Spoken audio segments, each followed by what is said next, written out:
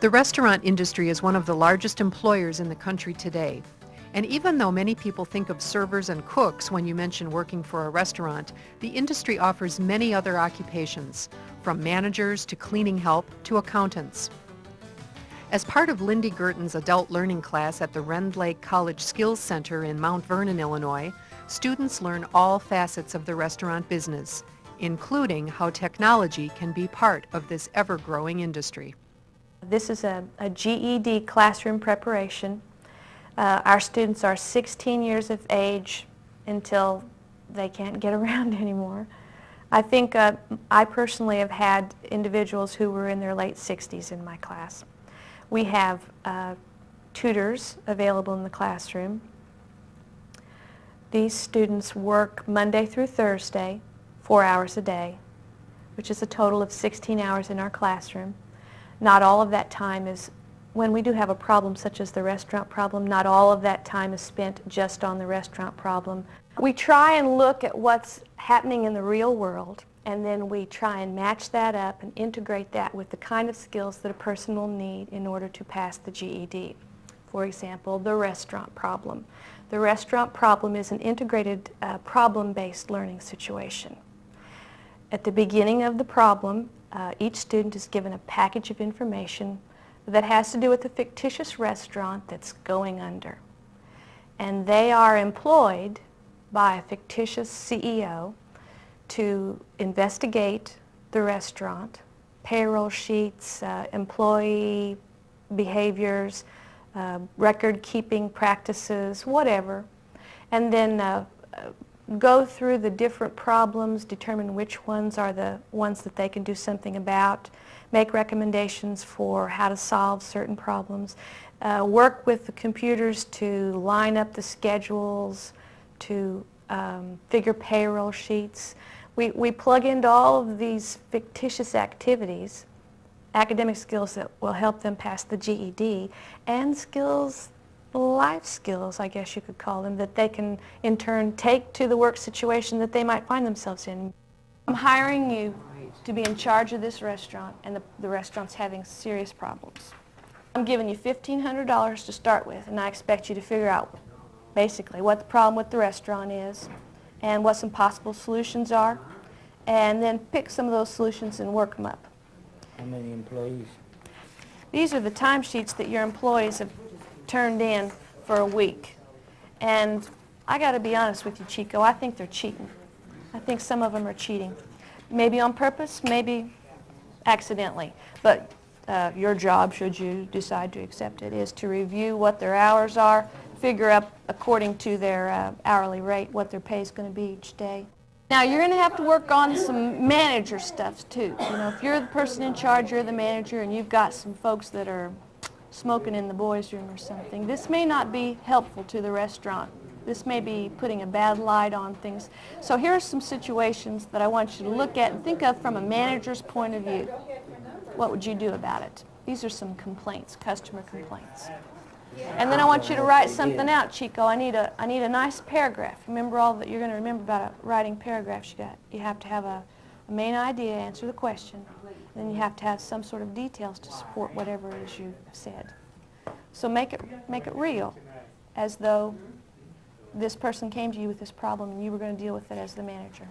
And then the restaurant has had a complaint also, and this is the complaint, and I want you to deal with that complaint. If you want to write a nice little letter, give them a nice little gift certificate or whatever people do. We received a letter from a man who was at a restaurant and had bad service. His reservation was lost, and he waited 30 minutes for a table. So we're writing a letter to him, telling him how our restaurant was sorry for his wait. We're giving him 4 gift certificates for his family, and telling him how our restaurant was going through a change, and that's why his service was not satisfactory. Tracy is an 18-year-old part-time college student who has had only babysitting jobs. Before this, waitress position. She has been working at the restaurant for 4 months now. She lives at home with her mother. She drives a brand new Camaro. And wants to move to Bloomington where when she finishes the local college. Tracy frequently requests the weekends off so that she can pursue a social life. If she isn't scheduled to be off on weekends, nights, she usually doesn't show up anyway. So that's why I'm firing her, because she don't want to show up when I need her, and that. And I need my waitresses to know when I need to work. I wrote her a letter, and I told her my situation and what I wanted her to do in that, and then I told her she couldn't comply with my agreement with that, and then there's no alternative but to let her go. I fired her.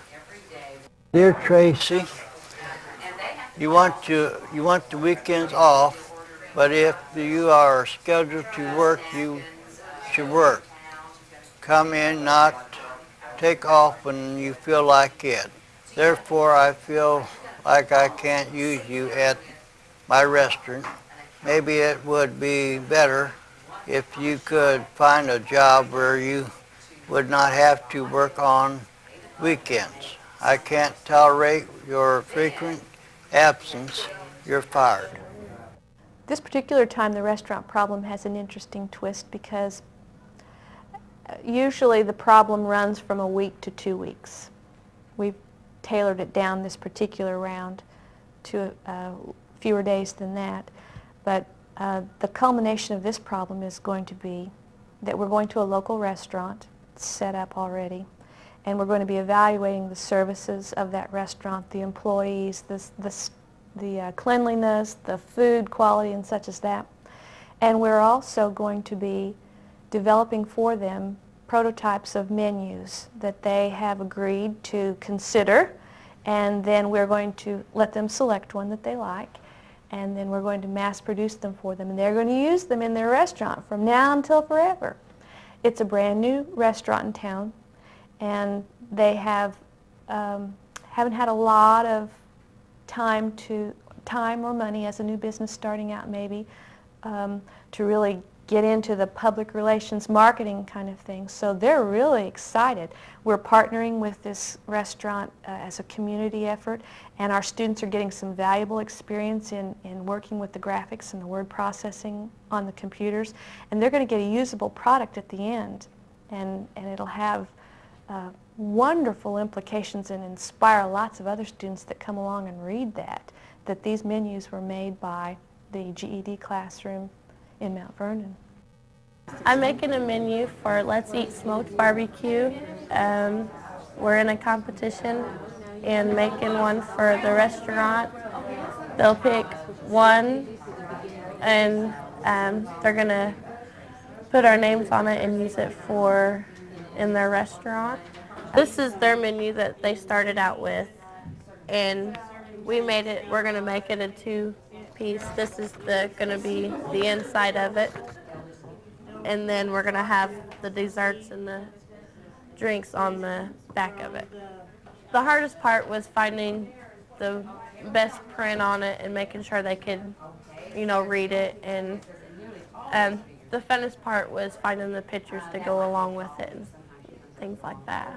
I've seen a good response in this kind of classroom situation. They like working on things that are practical, that they can associate with their own lives, and they can see the value in knowing how to do this.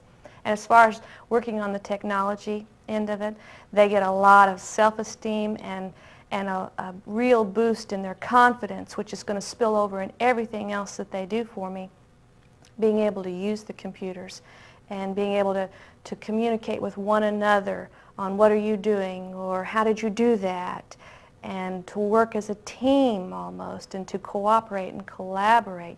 They like this freedom of not having to sit in one spot and start at the top and work until you get to the bottom. They like the flexibility and the freedom and putting their own ideas into something, and the end product being slightly different from their neighbors, but in the same ballpark.